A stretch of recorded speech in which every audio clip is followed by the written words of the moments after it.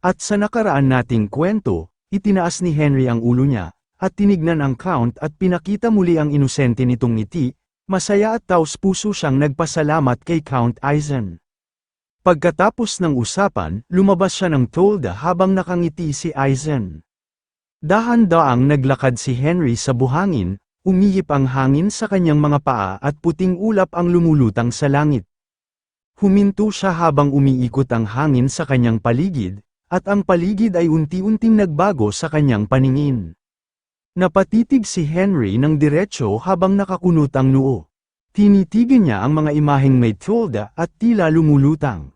Hinawakan niya ang kanyang ulo habang nakatitig sa lupa, inisip niyang ito ay ilusyon, isang uri ng salamangka. Pagkatapos ang alikabok ay unti-unting pumapaligid, lumingon siya sa malayo, kung saan nagmumula ang isang malakas na ihip ng hangin. Tinangay ng hangin ang kanyang kapa at ang ibabang bahagi ng kanyang kasuotan. Itinaas ni Henry ang kanyang kamay at ginawa itong kamao, sigurado siyang ito ay galing sa high priest ng Shahatra na si Buriam. Naalala niya kung paanong sa kanyang nakaraang buhay ay labis siyang pinahirapan ng ganitong mahika. Ngunit ngayon, may ngiting may pagkamapanlin lang sa kanyang labi, sapagkat natuklasan niya kung paano ito sirain, pero ngayon, handa na siyang harapin ang paanyaya. Patuloy na lumilipad sa harapan niya ang mga ilusyon habang nakatayo siya sa gilid ng bangin, mula sa kanyang katawan, biglang lumabas ang dilaw na kidlat.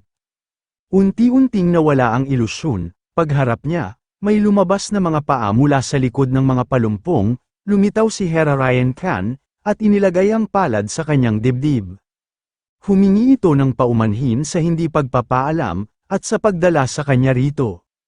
Pumikit si Henry at ngumiti ng magaan, nagpasalamat siya kay Khan at sinabing ito lang ang paraan para makita niya ang illusion magic ng High Priest, isang mahalagang karanasan.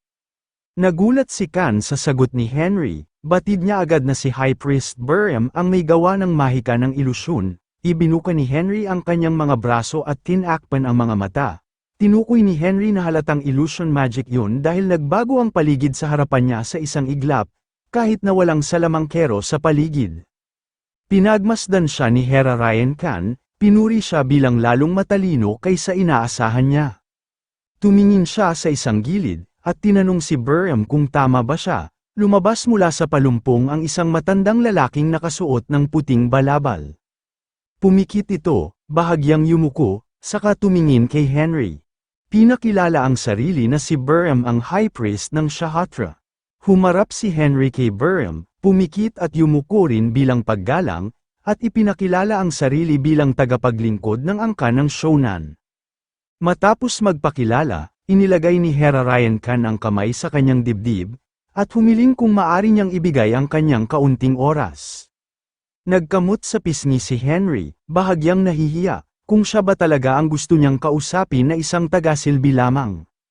Humagikgik ng tawa si Hera Ryan Khan at sinabing masyado niyang minamaliit ang sarili.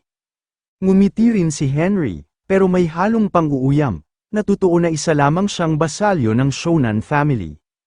Nagkunwaring natawa si Hera Ryan Khan, kung yun ba talaga ang kaso. Napapikit na lamang bigla ang isang mata ni Henry nang biglang lumitaw ang matinding liwanag. Sa likod ng hari, lumitaw ang simbolo ng Diyos ng araw, ang mata ni Ra. Ngumiti si Hera Ryan ng may kumpiyansa, at dito napagtanto ni Henry na nakikita na ni Khan ang katotohanan. Namuo ang isang imahe ng Diyos sa likod ni Hera Ryan Khan, at iniisip ni Henry, pakiramdam niya na iyon ay tila tumatagos hanggang sa kanyang kaluluwa. Itinaas ni Hera Ryan ang kanyang kamay at tumingin kay Henry, at sinabi ang dahilan kung bakit niya siya dinala rito ay para sa isang pribadong kasunduan. Ngumiti si Henry, interesado sa sasabihin ng hari, masyado siyang curious kung anong klaseng kasunduan ang imumungkahi niya. Ngunit bago ito, may kailangan muna alamin si Hera Ryan Khan, naguguluhan si Henry, kung ano ba ang ibig sabihin ng hari. Mula sa seryosong tingin, tinanong niya muna kung totoo bang hindi maayos ang relasyon ni Count Eisen sa tatlong makapangyarihang pamilya. Yumuko si Henry at inamin ito. At hindi niya talaga ito may kakaila. Tumingin si Hera Ryan Khan ng diretso, matalim ang tingin, at sinabing sapat na yon. At kahit hindi matuloy ang kasunduan nila, hiniling niyang mananatili pa rin itong sikreto. Tumango si Henry, nakakrus ang mga braso, hindi niya alam kung anong lihim ang tinutukoy niya. Para siya ay magdalawang isip pero nauunawaan niya ito. Sa wakas, ibinunyag ni Hera Ryan Khan na si Duke Arthur ang nasa likod ng rebelyon. Nagulat si Henry, akala niya siya lang ang nakakaalam nito, dahil narinig niya ito sa pamamagitan ni Clever. Ngunit ngayon, pakiramdam niya na para bang tinaga siya sa likod. Sinabi ni Henry na kahit may alitan ang Count at ang tatlong makapangyarihang pamilya, may potensyal si Count Aizen na maging Grand Marquis, lalo na kung magagamit nila ang pag-aalsang ito sa kanilang pabor. Matalim na tumingin si Henry kay Hera Ryan Khan, at tinanong siya kung bakit niya ito sinasabi sa kanya kung maaari namang masaktan siya pagdating ng oras na iyon. Tumingin ng diretso si Hera Ryan Khan, at nilinaw na hindi ibig sabihin nito na magiging kakampi ni Henry ang tatlong piling pamilya. Nakatayo si Henry, nakatalikod, nakatingin sa malayo, tinanong niya si Hera Ryan kung ano ang ibig niyang sabihin. Inamin naman ni Khan na iniisip niyang si Henry ang may kagagawa ng mga nangyari kay Marquis Aubert. Nakita ni Khan mula kay Henry, ang imahe ni Count Aizen na nakangiting mayabang, at tinawag ito ni Henry na isang aroganteng hangal. Sumunod ay nakita ni Khan si Marquis Aubert na nanginginig sa galit, at hindi niya masisisi si Aubert sa pagiging mas kilala bilang estratehista. At ang huli, nakita niya si Henry, inilagay ang kamay sa dibdib, at nagsabi kay Count Aizen na maghahanda siya para sa pangalawang mahusay na plano para sa kaso ng akusasyon, at ipapaalam niya ito agad sa Count. Bigla, itinaas ni Henry ang kanyang mga kamay, tinanggap ang kanyang kakulangan sa inisyatibo, at sinigurong matagal nang naghahanda si Count Aizen para sa ganitong sitwasyon.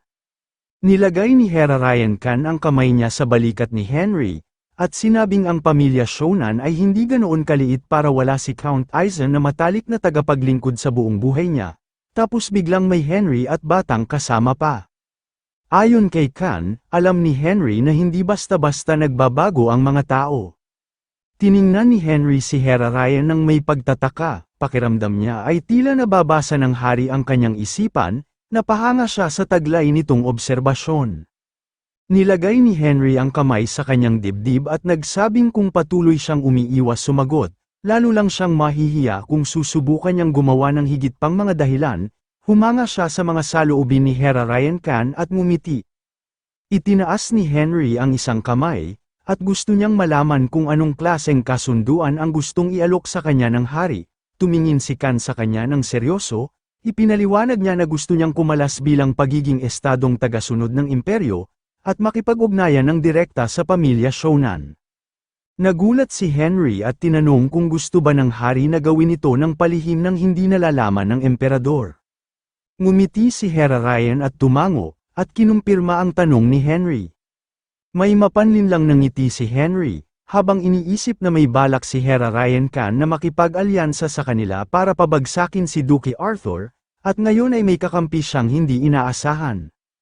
Pero sa tingin ni Henry, hindi batid ng hari ang tunay niyang layunin, kaya inakala niyang gusto lang ni Khan na gamitin si Count Aizen para mapakinabangan niya. Ngumiti siya ng bahagya at inisip ni Henry na malaki na ang ipinagbago ng binata, simula nung huli niya siyang nakita, tila may pag-iisip na parang katulad sa ama niya. Iniabot ni Henry ang kanyang kamay bilang tanda ng pagsang-ayon at humiling na panatilihin ang kanilang ugnayan na lihim. Tinanggap ni Hera Ryan Khan ang pakikipagkamay at sinabing ang pagsang-ayon ni Henry lang ang kanyang kailangan. Tumingin si Henry kay Hera Ryan Khan ng seryoso at nagpasalamat, alam niya na siguro na hindi ito isang pabor kundi isang kasunduan. Tumango si Hera Ryan Khan at sinabing naiintindihan niya ito, dahil tinanggap niya ang alok niya, babayaran niya si Henry ng kahit anong gusto niya. Medyo kumunat ang noo ni Henry at tinanong si Hera Ryan Khan kung sigurado ba siya na kaya niyang tuparin iyon.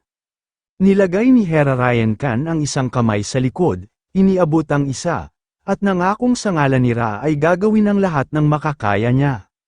Ngumiti si Henry, at kumislap ang kanyang mga mata, na kung ganun ay sasabihin niya ang kanyang mga kahilingan. Lumapit siya kay Hera Ryan at nagpasalamat, at ibinulong sa tainga ng hari ang kanyang kahilingan. Samantala, si Burnham sa hindi kalayuan, ay napatigil at bahagyang nakikinig sa mga nangyayari. Napakunot noo rin si Hera Ryan Khan, nang malaman ang kahilingan ni Henry, nang marinig din ito ni Burnham, hindi niya maiwasang hindi magulat. Kinaumagahan, sa ilalim ng matinding sikat ng araw, malapit sa tolda ay may nakaparadang karwahe. Nasa loob ng tolda si Henry para sa negosasyon, tinitigan niya ang mga papel sa mesa, nilapag ang kanyang mga kamay dito, at sinabing malapit ng sugpuin ang rebelyon. Umaasa siyang agad na aayusin ng mga Count ang mga pagkukulang nila na binanggit niya. Tumingin siya ng matalim sa mga Count at tinanong kung may tututol ba sa kanila. Tahimik sina Count Therian at Count Oscar habang nakatingin sa kanya ng walang imik. Pinanood ni Hera Ryan Khan ang mga pangyayari na may ngiti sa labi, labis ang paghanga niya kay Henry. Nakakrus ang mga braso ni Count Aizen habang ngumiti ng malawak, aniya niya na mukhang wala na silang masasabi sa kanyang bihasa at talentadong basalyo. Ngumiti si Aizen at sinabing dahil abala ang dalawang Count sa paghahanda para sa pagsupil ng rebelyon, sila na lang ni Henry ang baalang mag-asikaso sa pamilyang Maharlika dahil hindi naman sila nagmamadali. Sa harap ni Count Aizen tahimik na umiinom ng tsaa si Hera Ryan Khan, habang minamasdan ni Aizen ang lahat. Tinanong ng konde kung may tumututol ba, tiningnan ni Count Oscar si Henry sa harap niya ng may pagkainis, sa tagpong yun, mas lalo pang nakumbinsi si Henry na sa palagay niya na tama ang kanyang naging desisyon. Tumayo si Count Aizen mula sa upuan at agad niyang sinabi na tapos na ang kanilang pagpupulong, pagkatapos ay tuluyan na siyang lumabas ng tolda. Nakatitig lang si Henry sa lamesa, seryoso ang mukha habang pinagmamasdan ang lahat, iniisip ni Henry na dapat na rin siyang umalis. Nakakrus ang mga braso ni Count Oscar habang tinitingnan si Henry ng may iritasyon, tinanong kung tama ba na Henry ang pangalan niya. Tumingin si Henry sa kanya ng seryoso, at tinanong niya kung meron bang problema. Sa labas ng tolda, nakatayo si Count Aizen, tila hindi mapalagay. Hindi niya maintindihan kung bakit hindi pa lumalabas si Henry. Sa labas ng tolda, nagulat si Henry nang sumigaw si Count Aizen, at tinanong kung ano pa ang ginagawa niya sa loob. Sinagot naman siya ni Henry na kukunin lang niya ang mga talaan ng pagpupulong at susunod na rin siya. Tiningnan siya ni Count Oscar at tinanong kung ano ang dahilan kung bakit niya ginawa yun. Naguguluhan si Henry, at tinanong kung ano ba ang tinutukoy ni Count Oscar. Pumikit si Count Oscar, at ipinagtapat ni Oscar na alam niyang si Henry ang nagbigay ng mamahaling tubig at pagkain sa mga sundalo, isang tungkulin na dapat sila ang gumawa. Sa seryosong tingin, aniya niya na kung tama ba ang naririnig niya. Bahagyang ngumiti si Henry habang ibinuka ang mga bisig, sumagot siya na gusto lang niyang maibsan ang hirap ng mga sundalong ngayon lang naranasan ang disyerto. Nilagay ni Oscar ang mga kamay sa mukha niya, pinipigilan ang inis. Hindi siya kumbinsido, aniya, napakalaki ng halaga niyan para lang sa kawang gawa, at tinanong kung ano talaga ang layunin ni Henry. Tahimik na tumingin si Henry sa kanya, napagtanto niya na si Count Oscar ay walang tiwala kay Count Aizen, tulad ni Haring Hera Ryan Khan. Bigla, nagngangalit ang panga ni Oscar sa galit, at sigaw na tinanong kung bakit may pakialam siya sa moral ng kanyang mga sundalo, at hindi niya dapat itong iniintindi. Pinatong ni Henry ang kamay sa kanyang dibdib at tumitig sa konde, kalmado siyang nagpasya na magsabi ng totoo, na dati siyang isang mersenaryo. Nang marinig ito, nagulat si Count Oscar at nais malaman ang buong kwento. Ngumiti si Henry at naisip ang imahe ni na Hagler at Ban, at ikinwento niya na bago siya maging tagapaglingkod ni Count Aizen, pinamunuan niya ang isang maliit na grupo ng mga bayarang mersenaryo. Tumingin siya sa sahig at bahagyang ngumiti, kaya alam niya kung gaano kahirap ang pinagdadaanan ng isang sundalo. Tumaas ang isang kilay ni Count Oscar, nang makita ang sinseridad ni Henry, unti-unti siyang kumalma. Tinanong niya kung totoo bang isa lang itong mabuting kalooban.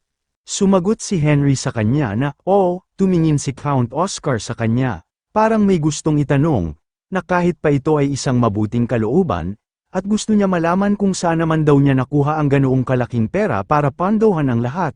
Samantalang nagpapatakbo lamang siya ng maliit na mersenaryong grupo. Pumikit si Henry at ngumiti, ipinaalala ni Henry na siya ay isang alagad ni Count Aizen, kaya't hindi na niya kailangang problemahin ang tungkol sa pera at tungkol sa paghahanap buhay sa hinaharap.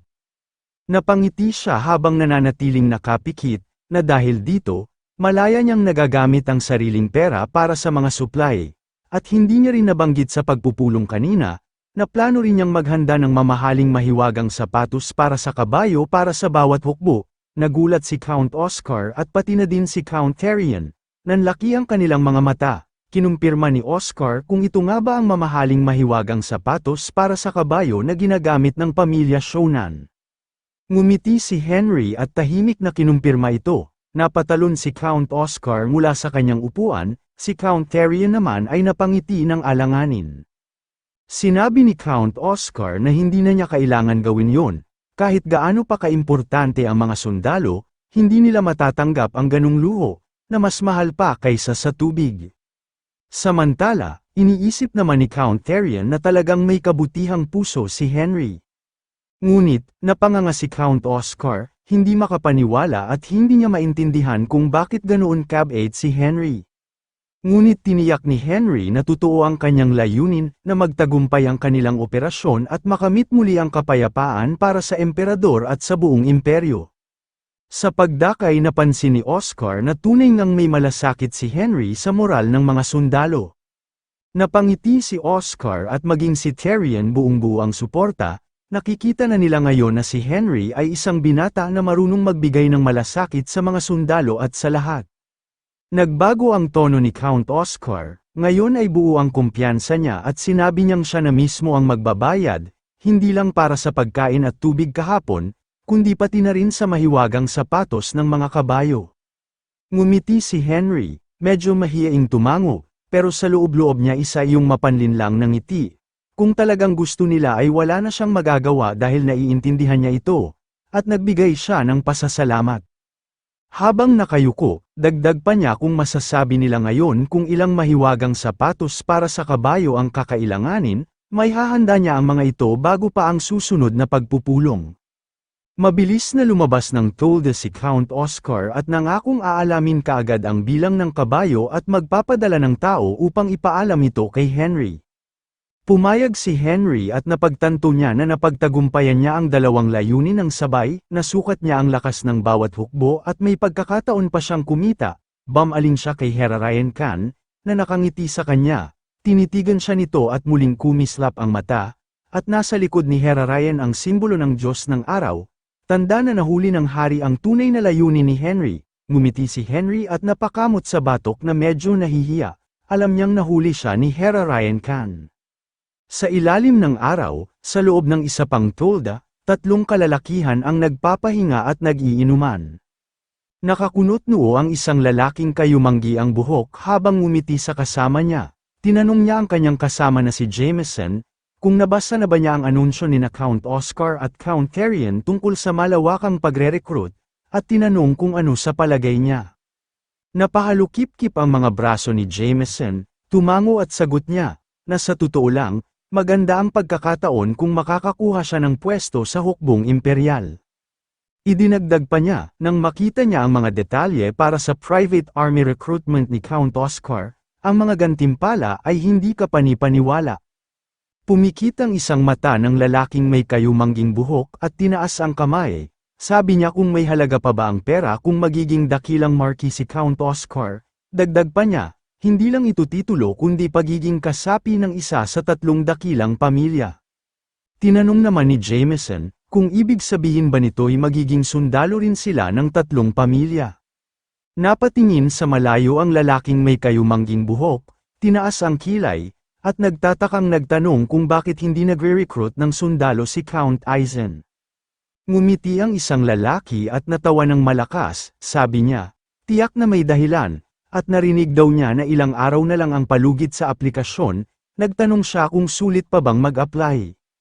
Sa kabilang banda, sa mansyon ni Count Oscar, pagpasok ni Count Oscar sa loob ng kanyang mansyon, pumikit siya at napabuntong hininga. Malalim ang iniisip ni Oscar, hindi talaga kaaya-aya ang sumunod sa mga kautusan ni Aizen, lalo na't inaatasan siyang punan ang kakulangan sa pagsasanay ng mga sundalo, upang gumawa ng isang mas mahusay na paghahanda para sa pagsugpo ng rebelyon. Sa oras ding iyon, dumating ang punong mayordomo ni Oscar, si Hoden, nagbigay galang ito at iniulat na may bisita raw sa mansyon. Nairita si Count Oscar at tinanong kung bakit siya tumanggap ng panauhin sa 10 oras ng gabi nang walang pahintulot. Namutla si Hoden at tumatagaktak ang pawis sa takot, humingi siya ng paumanhin at nagpaliwanag na hindi niya ito matanggihan dahil isa itong mahalagang tao, at siya ay isang simpleng mayordomo lamang. Sa gitna ng tensyon, tinanong ni Count Oscar kung sino ba ang bisitang iyon na hindi mapigilan ni Hoden. Kinabahan si Hoden at sinabing ito ay si Grand Duke Arthur. Napamulagat si Count Oscar, hindi niya napigil ang ipakita ang pagkabigla. Pumikit siya, at napangiti ng pilit, sinabihan niya si Hoden na huwag magbiro dahil hindi ito ang tamang oras. Kilala niya ang reputasyon ni Duke Arthur, at sa isip niya, imposible itong mangyari. Ngunit tiniyak ni Hoden na totoo ito, kakarating lang ng Duke, at ngayon ay umiinom ng tsaa sa sala. Nagkaroon ng sandaling katahimikan, hindi maisip ni Oscar kung ano ang dahilan ng biglaang pagbisita ng Grand Duke, kinabahan siya, ngunit agad ding nagsabi kay Hoden na dapat silang magmadali. Pagdating niya sa salas, nakaupo roon si Duke Arthur, kalmado at may kumpiyansa habang humihigop ng tsaa. Binati ni Duke Arthur si Count Oscar, na sa wakas ay dumating na rin siya, at tinanong kung kakadating niya lang ba. Agad lumapit si Count Oscar, humihingal itong humingi ng paumanhin, kung alam lang niya ang pagdating ng Duke, sana'y naghintay siya sa mansyon. Ngumiti si Duke Arthur, at sinabing siya dapat ang humingi ng tawad, kasalanan niya ito dahil dumating siya nang hindi nagbigay ng abiso. Habang pinagmamasdan ni Count Oscar si Duke Arthur, hindi niya maiwasang mamangha at mapansin ang hitsura ni Arthur, tila totoo nga ang mga sabi-sabing may dugo ng engkanto ang kanilang angkan. Tinanong ni Duke Arthur kung maayos ang paghahanda sa pagsupil sa rebelyon. Agad namang nag-ulat si Count Oscar ayon sa ulat, plano nilang ibalik sa kapangyarihan ang Maharlika sa takdang oras at tapusin ang rebelyon. Napangiti si Duke Arthur at sinabing mabuti ito, at nagpasalamat kay Count Oscar, dahil dito makakatulog na ng payapa ang mga tao ng imperyo nang walang pag-aalala. Tumugon si Oscar at sinabing napakataas ng tingin sa kanya ng Duke. Nag-iba ang ngiti ni Duke Arthur, at sinabing mas mainam kung may tao na katulad ni Count Oscar na direktang magtrabaho kasama niya. Nabigla si Count Oscar at kinakabahan, sinabi niya na kahit ngayon, bilang puno ng kanyang pamilya, sinisikap niyang maglingkod ng tapat at iulat ang mga gawain ng estado. Ngunit sabi ni Duke Arthur, hindi iyon ang tinutukoy niya, gusto niyang siya ang pumalit bilang pinuno ng isa sa 3 dakilang pamilya. Nagulat si Count Oscar at tinanong kung anong ibig niyang sabihin. Ngumiti ng mapanlikha si Arthur, at sinabing may taong nagtaksil sa isa sa mga 3 dakilang pamilya at ngayoy gustong pumalit sa isa sa mga pwesto nito. Tumatagaktak ang pawis sa mukha, nag-alinlangan si Oscar, iniisip niya na parabang pinatatamaan ng Duke ay si Count Aizen. Tumayo sa mesa at humagikgik ng tawa ang Duke, sinabi niya na medyo napasobra lang ang pagiging prangka niya minsan. Ngumiti siya, at gusto lang daw niyang batiin ang konde, dahil madalas na silang magkikita mula ngayon. Habang papalabas si Duke Arthur, tuso itong ngumiti at sinabing dapat magdaos si Count Oscar ng mga ganitong inuman ng tsaa ng mas madalas, dahil ngayon lang siya nakatikim ng ganito kasarap na tsaa. Dahil dito, naiwan si Count Oscar na pagod at tahimik, nakaramdam siya ng hindi komportableng responsibilidad. Samantala, napunta naman ang eksena sa bayan ng mga pandayan sa Mushu. Ngumiti ng malawak si Vulcanus at pinagdikit ang kamao sa dibdib at pinayapa si Henry. Aniya niya kay Henry na huwag mag-alala, kahit marami man ang kailangang gawin, mga kabayo lang naman ang kailangan ng sapatos. Idinagdag pa niya na kaya't pwede raw magpahinga si Henry ng panatag at ituloy ang ibang gawain. Ngunit sagot ni Henry, Maaaring may mga di inaasahang pangyayari kaya kailangan nila ng mas maraming mahiwagang horseshoe kaysa sa inakala ng mga bilang ng mga count. Ipinatong niya ang isang supot ng barya sa mesa, sa harap mismo ni Vulcanes. Nagulat si Vulcanes at tinanong kung ano yun. Nilinaw ni Henry na hindi naman ganoon karami ang laman kaya dapat ay tanggapin niya ito. Pinikit ni Vulcanes ang mga mata at tinanggihan ang pera. Sinabi niya na hindi siya pwedeng tumanggap ng bayad mula sa tao na nagligtas sa kanya. Ipinaliwanag ni Henry na hindi lang 2 o 3 mahiwagang horseshoe ang kailangan, kundi 10,000, kaya't nararapat lamang tanggapin ang pera. Bukod pa riyan, hindi pa niya nababayaran ang utang na loob sa pagkakaligtas niya noon. Ngunit sagot ni Vulcanes, hindi siya komportableng tumanggap ng ganoon. Kaya hiniling niyang itabi na lang ito ni Henry, pero matigas si Henry, kung hindi niya tatanggapin ang pera, mas lalo siyang mabibigatan sa loob-loob niya at baka hindi na niya magawang humingi ng tulong sa susunod. Sa huli, napapayag si Vulcanes na kunin ang pera at pumayag na lamang na singilin ang halaga ng materyales.